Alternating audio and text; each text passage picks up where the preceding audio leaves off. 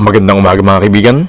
So sa video ito ay pag-uusapan natin kung ano ba ang mangyayari sa Pilipinas kapag naubos na ang petroleum products dahil sa giyera sa Middle East. Isipin mo na lang kaibigan, isang araw pagising mo, sarado na ang mga gasolinahan, wala nang bumabiyahing mga jeep, bus o tricycle man. Mahaba ang pila sa mga pagkain at tumaas din ang presyo ng lahat ng bilihin. Posible ba itong mangyari sa Pilipinas? Sa vlog na ito kaibigan, pag-uusapan natin kung ano ang mangyari sa bansa kung sakaling maubos ang ating petroleum supply dahil sa giyera sa Middle East. Alamin natin gaano ba tayo kahanda. Bakit nga ba mahalaga ang Middle East sa langis? Ang Pilipinas kaibigan ay halos umaasa sa imported na langis. Ibig sabihin nito kaibigan, wala tayong sapat na sariling supply ng krudo. Karamihan ng langis ay nanggagaling sa Middle East tulad ng Saudi Arabia, UAE, Kuwait at Iran. Kapag nagkaroon ng malawakang giyera sa mga rehiyong ito, maaaring magsara ang oil routes, tataas ang presyo ng langis at posibleng bumagal o huminto ang supply nito. At dito magsisimula ang domino effect sa Pilipinas. Sa unang linggo, nakulang ang supply ng petroleum, transportasyon ang agad na maapektuhan. Mawawala o kakaunti ang mga jeepneys, ang mga buses, ang mga tricycles at mga delivery trucks. Kapag walang diesel at gasolina, hindi makakapasok sa trabaho ang maraming mga Pilipino at posibleng magkaroon ng surge sa pamasahe, mahabang pila at limitadong biyahe. Hindi lang transport ang problema kaibigan.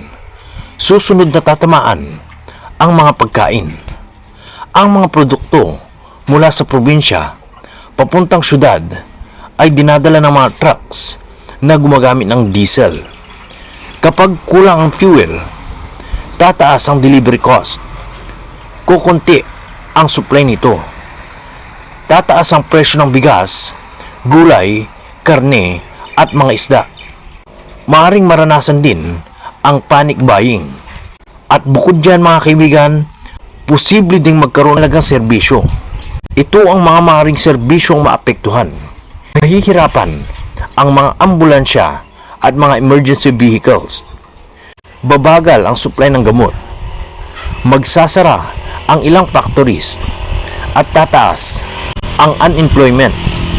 Kapag bumagal ang ekonomiya, bababa ang kita ng bansa.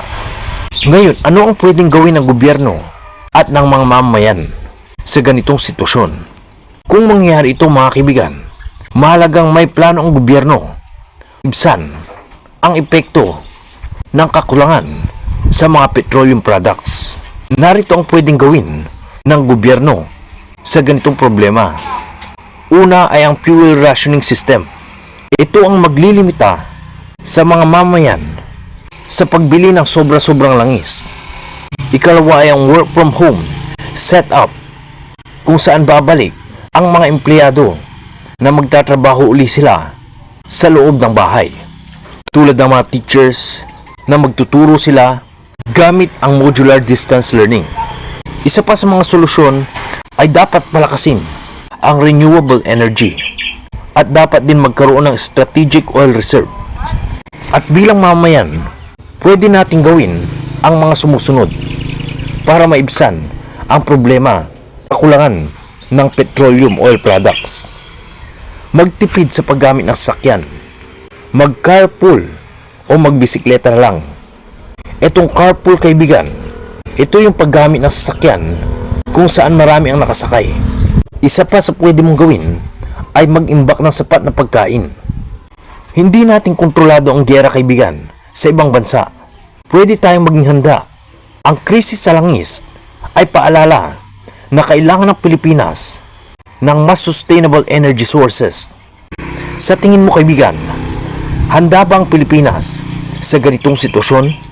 comment down below ang iyong opinion at huwag kalimutang mag-like, mag-share at subscribe ang ating channel para sa mas maraming educational vlog. So hanggang dito ang mga kaibigan, and as always, have a nice day everyone.